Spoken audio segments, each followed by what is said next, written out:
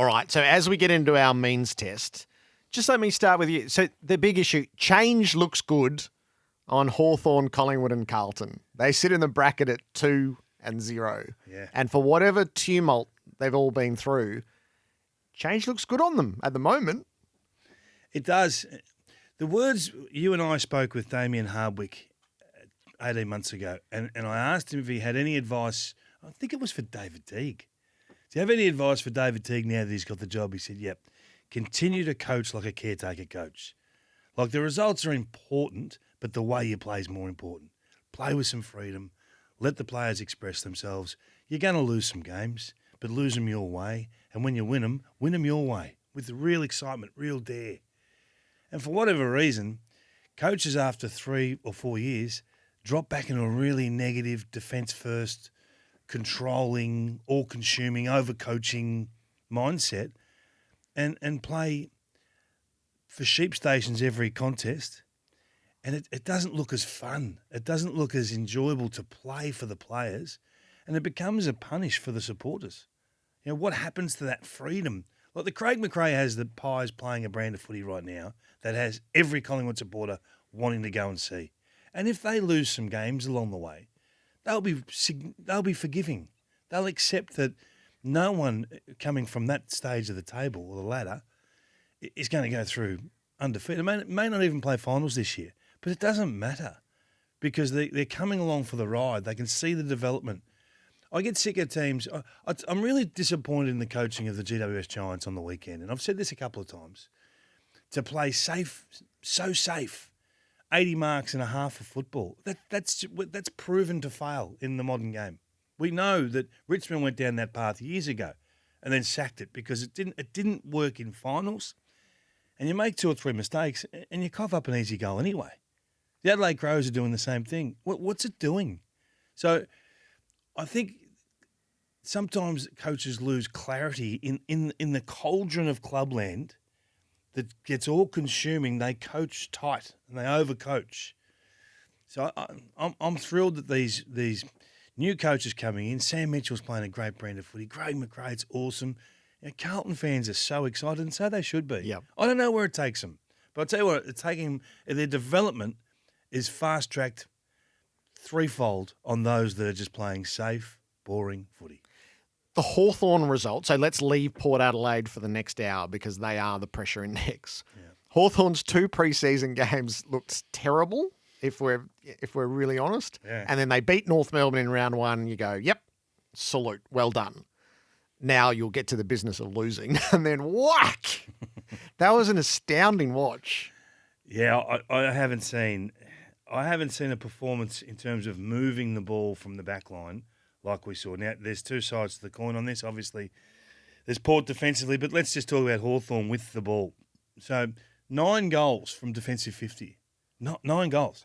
Some teams didn't kick 9 goals total. So that's the hardest way to score, is to move it right through all 18 players for the opposition.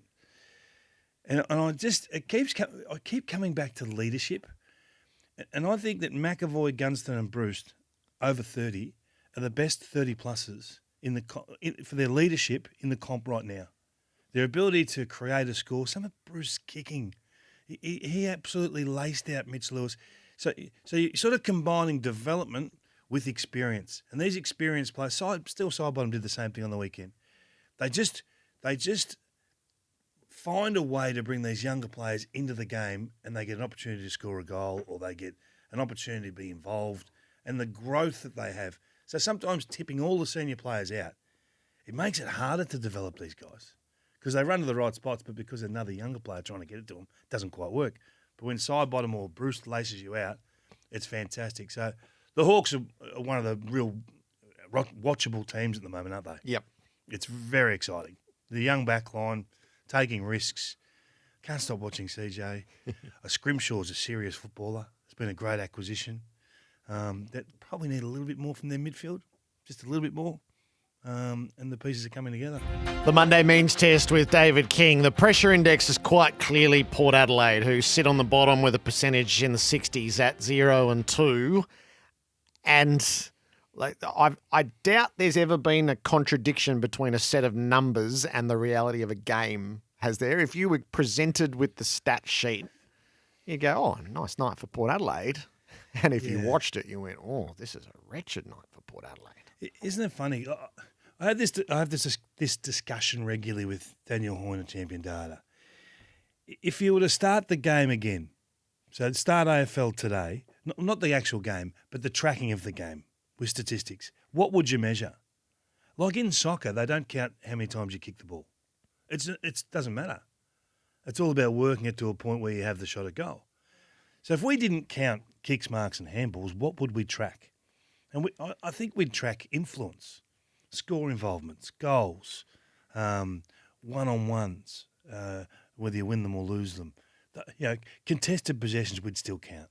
But would you count the meaningless junk? You wouldn't. You wouldn't bother. So if you want to trim the meaningless junk from that Port Adelaide game, you would trim a lot of numbers. A lot of numbers. You'd trim a lot of numbers from Essendon last week against Geelong. Yep. Those midfield, the fattening of those figures was false. There's so many false numbers in terms of just sheer baseline statistics. So you've got to dig a bit deeper, and you've got to go to damage. Do you have damage? And I know Ollie Wines can be damaging, and I know Travis Boak can be damaging, but they can accumulate a glut of numbers that don't really do anything. Who is there? Jake Stringer, Jordan De Goey, Dustin Martin, Christian Petrarca type? Is it Sam Powell-Pepper? Maybe he's a bargain version of that. Can he come next level? I don't know. I haven't really seen it. See it in Burst. He had a fantastic quarter, the third quarter I think it was the other night. But outside of that, where is Connor Rosie? 4th year now. Is this what he is? Zach Butters is getting better, but come on, go bang. Xavier Dersma, if he was a first-round selection at another club, there'd be serious scrutiny on that selection right now. I've seen Todd Marshall play a lot of footy. Make a decision on him. Is he the man or isn't he? And get on with it. He finished at centre-half back on the weekend. So it just can't be, we're missing Dixon and we're missing Lear. The structure is supposed to save the rest of the group, one out, one in, plug and play, stay strong to how we play. So I've put a line, I'm personally saying, given the comparison to where they are and what they give up and what they allow to the top 3, 4, 5 other contenders, it's over for me. This campaign's done for me. I don't see enough coming through in that next wave of player to say, yep, we can compete with the big boys. They've had their opportunity with home finals and home prelims, haven't taken them. I don't see them getting better.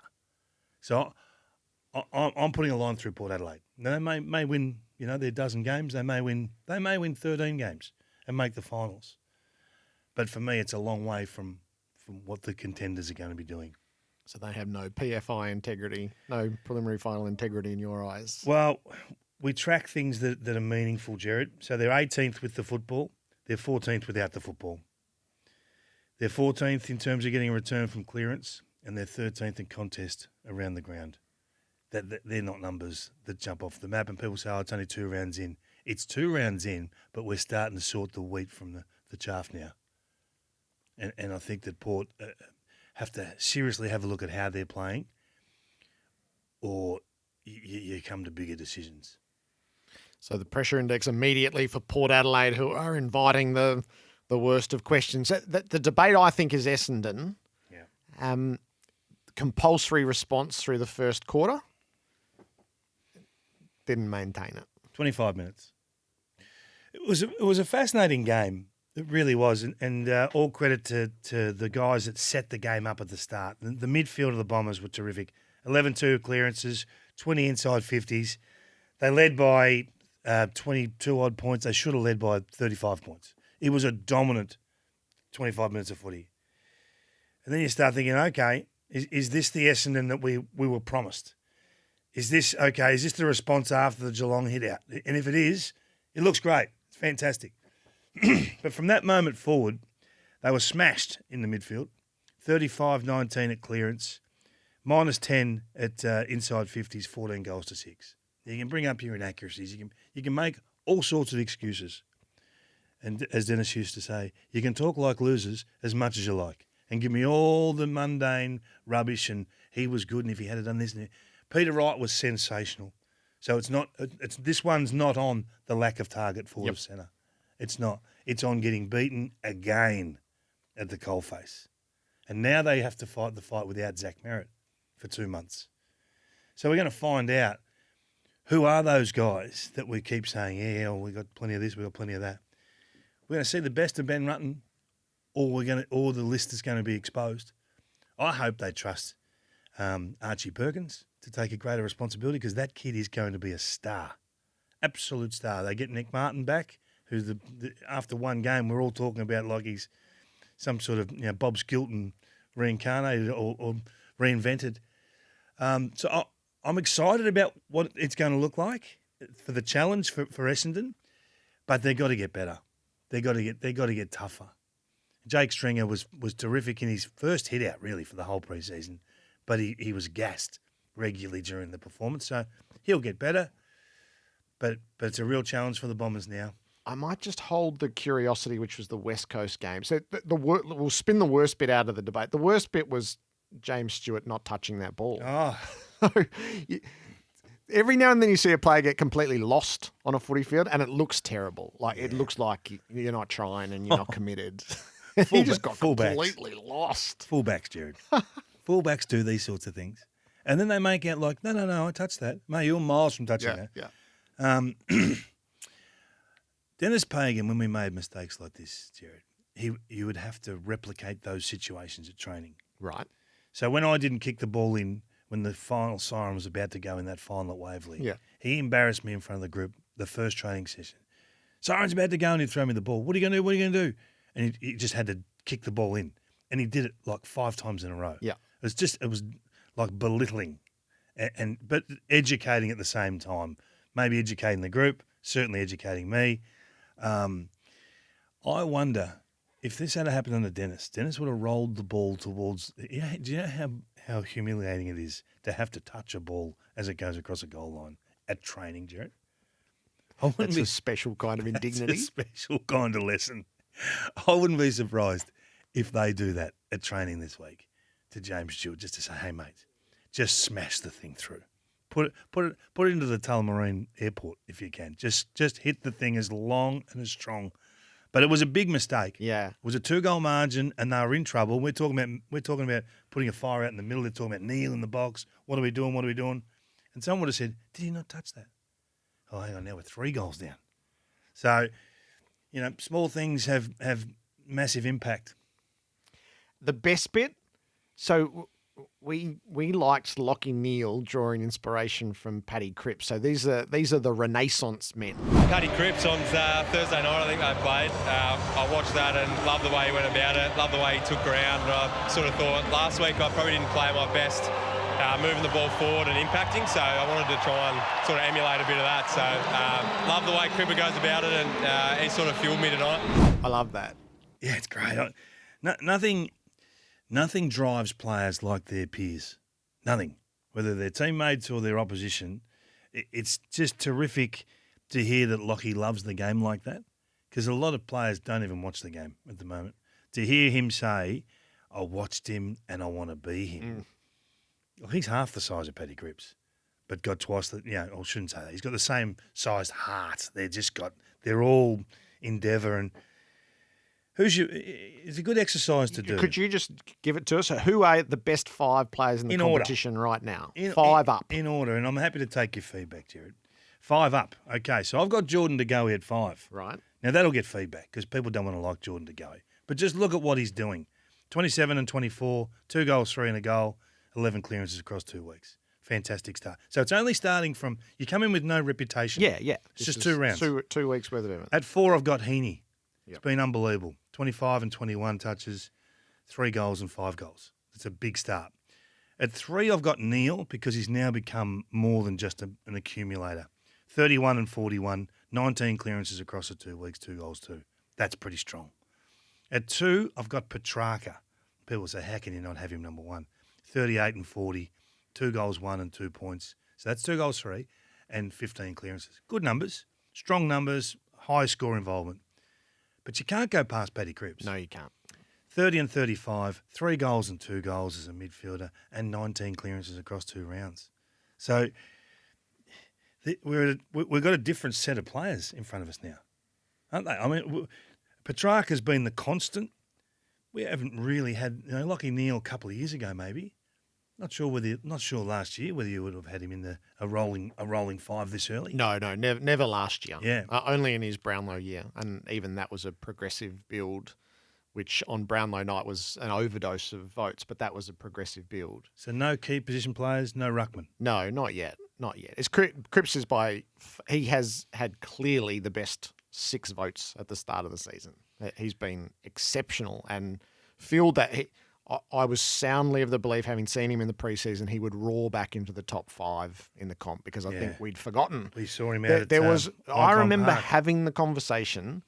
It wasn't when would he win his first Brownlow, it was how many Brownlows was he going to finish up with. That's how he arrived in our competition, and he is restored to that physically now. But he was written off just as quick. He was. It was 18 miles on the months clock. ago, he was... And Lee Matthews was the harshest eye on him. Just a player who had fallen so far to become mediocre from what he was going to be. Now that he's physically sound, he's going to be something to watch. It's terrific, and he's trying personally to throw the Carlton Footy Club on his back and go.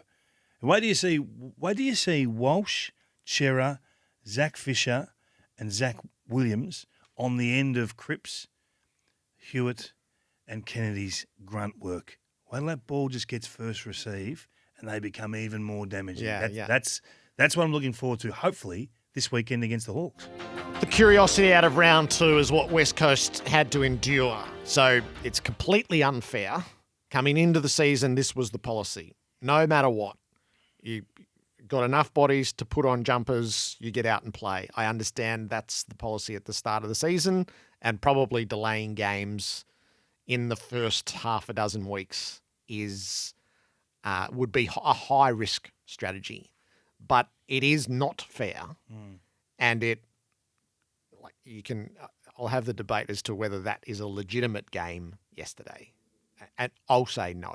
It fulfills the purpose of playing the game, but that's not a legitimate game. So should there be a sliding threshold, or is the AFL's policy right? No matter what, put blokes in jumpers, get out there. Robert Walls used to have a bar. He used to say, any more than 6 changes and you can't win. And it always sat with me. Every time you see a whole host of changes, you go 1, 2, 3, 4, 5. They can't win, and often they do. But it's not a high percentage. But I think that's about right. If a third of your team is impacted, I think then you're compromised in your ability to compete. And whilst it's round 2 and it's against the Kangaroos, who no one gives a chance to get rolling this year, and the West Coast, who are everyone's down on as well, it's an easy one. Just roll on, guys. Just roll on. And there's a lot of theatre in who they've got to play and all that sort of stuff, and they nearly won the game, Gerard. Yeah, and so they save a lot of these issues, because if they get beaten by 15 goals, it's not hard to understand what today looks like, but they don't. They're meritorious, and there are lovely little stories involved in what they do.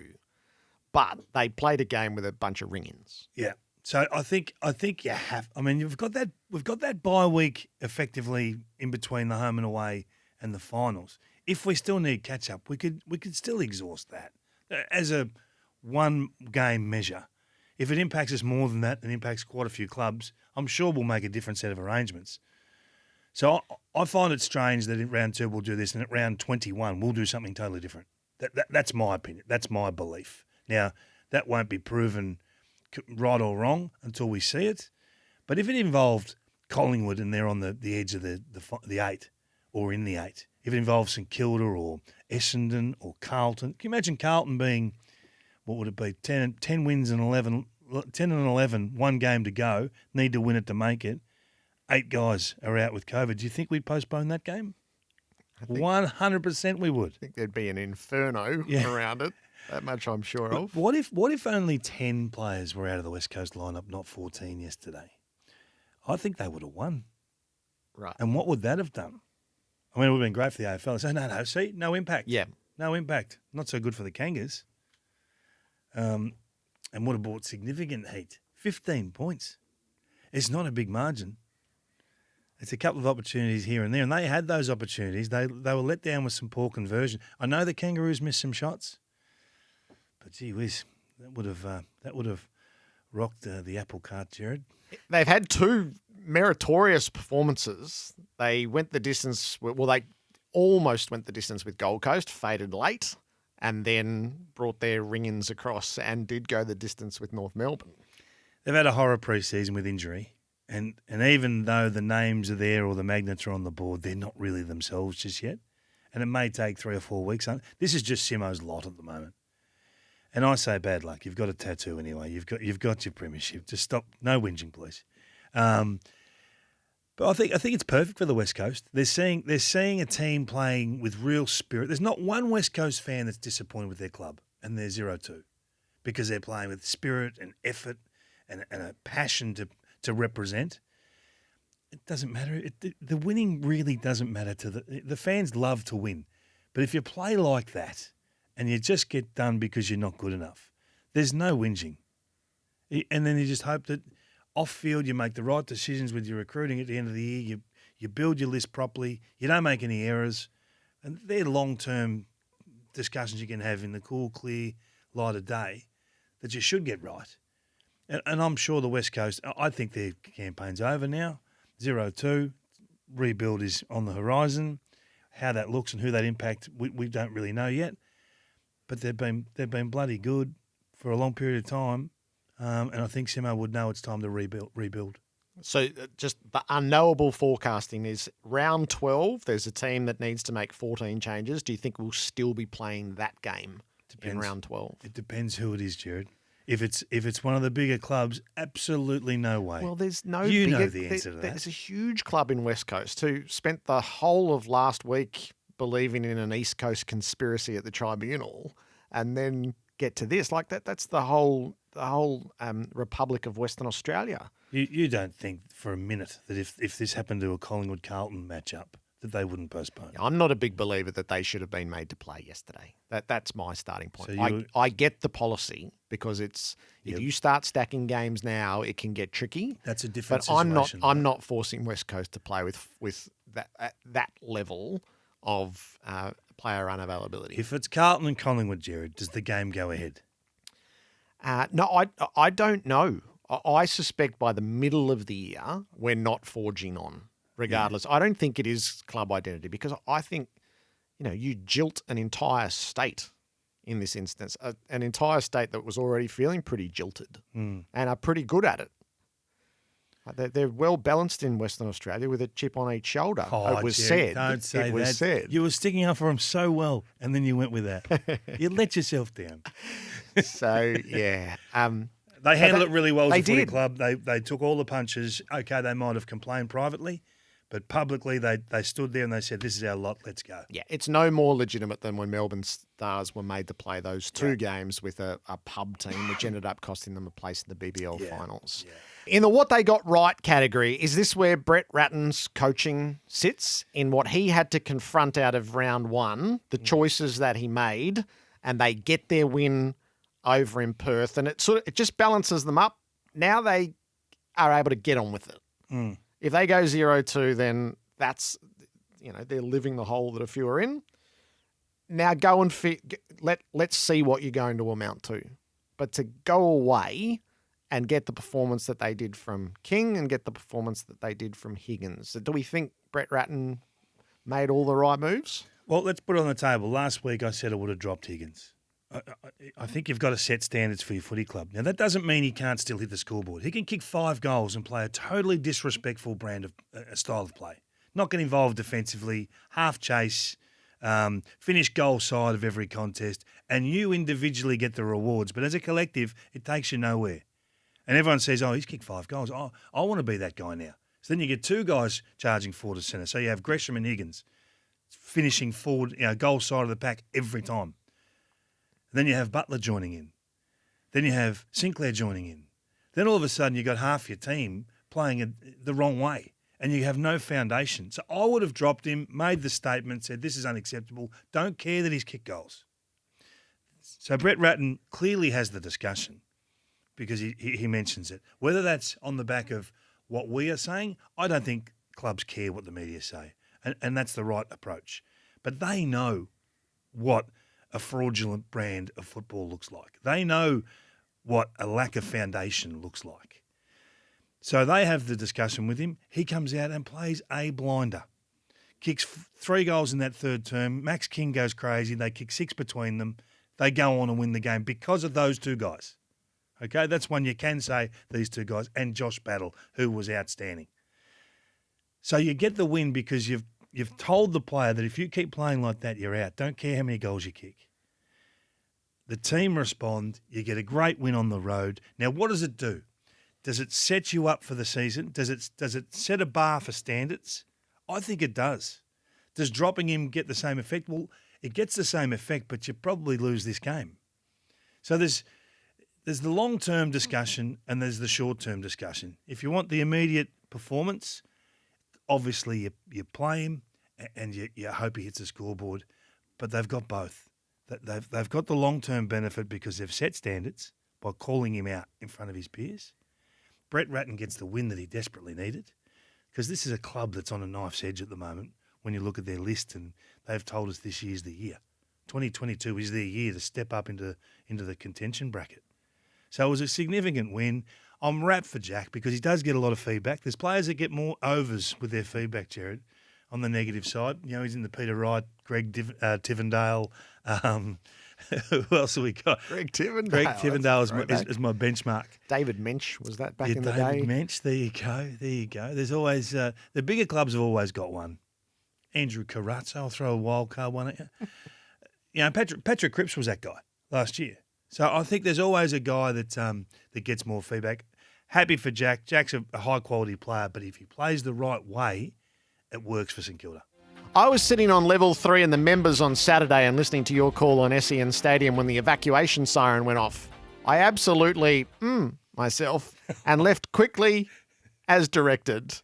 Hopefully that never happens again. Now, Gerard, declare something. So on Saturday, working at Marvel, kids are looking for some part-time work. So they've got their responsible service of alcohol licence or permit, whatever it is. Got a job at the MCG, the young fella, 18 years of age, so he goes along. First day at the G. I go to Marvel, sitting there watching the game. Sirens are going off. I'm thinking, don't tell me he's done something. I was waiting for he's put something in the bin and it's caught fire or something and shut the whole joint down. He's texting me saying, this is weird. What's happening at the MCG? It's never happened before in my life. I was so happy to hear that it was nothing involved. Oh. But it was bizarre, wasn't it? It was very odd. How do you reckon the evacuation went out of 10? So I've spoken to people now who were in it. So they followed the direction and headed for the gates only to find that the gates were shut. So they were getting sirens in the background and in the foreground, people telling them it was okay, they didn't need to. And people going, could you just open the gates and let us out? Yeah. So I don't think it went very well. No. It's a bad evacuation when the gates are closed, Yeah, I think that's in the what they got wrong category. The other one I want to put in the what they got wrong category. Yeah. So the Ladders handed the footy back to Buddy Franklin today. What they got wrong on Saturday were the phone calls that were being made on his behalf to media outlets requesting $100,000 for his appearance in the handing over of the footy, to which I'm reliably told one of the answers was, you mean $100? $100,000? I think modern fleeting celebrity just got a hold for just a moment and then it settled. So the right thing's been done this morning. Have you seen? Been handed back. Have you seen the mark that he took to get the ball? That was commitment. He should have played for the West Coast. Can I do a preemptive what they got wrong? This Friday night we got a double header. Oh yeah. Why have we set up an overlap? We're trying to separate games, give them their own clear air. I thought that they had this done. Why wouldn't you have a game in Perth that starts clearly with the time difference? We can do this. So we got Melbourne versus Essendon at 7:20, and at 8:20, this is Melbourne times obviously. we've got Adelaide versus Port. I want to be able to watch both games. Yeah, it's very odd. I hate that. Whose idea was that? So it's to clear the space for the AFLW Grand Final, which is now not on Saturday. Ah, Yeah, overlapping on a Friday night. The fun idea of a double header on a Friday night you have advocated before, but not where they're on top of each other. got to use Perth. You've got a don't overreact category. Don't overreact. Don't get consumed by the loss with these two teams. Geelong absolutely smashed Sydney in most areas, but Sydney's efficiency was too strong. They're in good working order. Okay, they're leaking a few more scores, but what they're doing offensively, I think, covers for that. So don't panic about that. Chris got in the post-match. He was smiling. He knows. That'll stack 14-plus wins for the year playing like that. And the Dogs are the same. If you compare the Dogs' first half versus second half, you know that they've worked it out. They made some really poor decisions as a back line on the weekend and coughed up some easy scores. Okay, they were smashed at clearance. That can happen when on any given day. That can happen, and they've run into a pretty hot midfield crew for Carlton. So credit to Carlton. I don't think put too many slows on the Dogs. They'll be a huge challenge. The Thursday night game. If you're asking me to tip now between the Dogs and Sydney, the Dogs in that second half on the weekend showed more to me in the fundamentals of the game than what Sydney did. Okay. So that leads to PFI for Sydney. So Sydney going inside. So Lee Montagna talked about this last night. So if we look at the core four discussion we always have. So with the footy, Sydney are 6th. They're 11th without it. They're 6th at clearance and they're 11th at contest. They're reasonable numbers, but they're not outstanding numbers. But they're being saved by when they go inside forward 50, every third entry they're turning into a goal. Now that's well above AFL average. And it's probably 5% ahead of the second-ranked team and probably 15% above AFL average. That is unsustainable. That will not be, at round 8, that will not be the case. It'll slowly work its way down. They may be still number 1, but they'll be 10% lower than where they are now. So kicking accurately at goal, converting every opportunity. Like Buddy kicked unbelievably last week. So converting your opportunities into scores and then accuracy can mask a lot of problems. And at the moment, it's masking a midfield that's getting smashed for contest and smashed for clearance. So it's not all rosy at Sydney, and that's why when you talk to John Longmire, he always keeps coming back to, hey, we've still got a lot to work on. This young midfield haven't quite taken control yet. Feedback. I was in the box where Harry was working. Great lad and excellent with his service. Seedings on the means test next. Oh. David King, the 4 seeds, 4 up. And I'm only contemplating the 2 and 0 teams. So last week it was only winners need apply. I'm raising the bar. There's 6 of them, and that puts me ahead of the middle bracket. So I'm only entertaining the 2 and 0 teams. I think we're going to be reasonably similar then. Yeah. So I'm going to go first. Go. I'm going Carlton at 4. Yeah, My buyer's lament is that I didn't do this last week. I was so close to putting Carlton 4, and then I thought, people will take that the wrong way.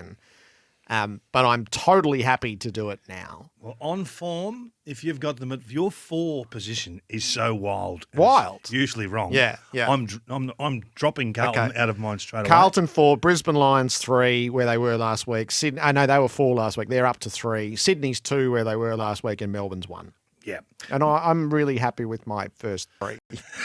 And I sort of like Carlton at 4. I don't know why we made it a 4. We should have made it a 3. Would have been a lot easier. Should have gone to 6. No. I've still got faith in Geelong. I thought they did a lot right and they're well stacked. So leave them at 4. Sydney at 3, Brisbane at 2, Melbourne at 1. Yeah, okay. It's the Sydney Lions equation's an interesting equation. Hard to work out what you want to do in 2 and 3. If the Swans get tougher, look out. I feel like I'm more convinced on Sydney than you are, but Thursday night plays a big role in that. I'm not convinced they win this week, Sydney. No, because you've been an oversubscriber on Sydney early. Like you've been so with them. I should just correct mine straight away, shouldn't I? No, but you've had a healthy respect for the Lions. So the Thursday night will play a big part in that. Is with the Bulldogs and Sydney as to what our pecking order looks like. It's a big game for the Dogs, isn't it? Huge. I mean, have you seen? We didn't expect this to be the case for the Dogs so quickly. So they've got a few issues, but it's not as bad as people make out. But gee, they need their back line. They need Alex Keith to start beating a man again. Yeah. Playing on a man and beating a man. He's neither intercept marking nor defeating his direct opponent. Yeah. Just choose one of the two. They're one loss away from the conversation they don't want to be looking at 0-3 top 4 chase. She chips in Thursday. That's the Monday means test.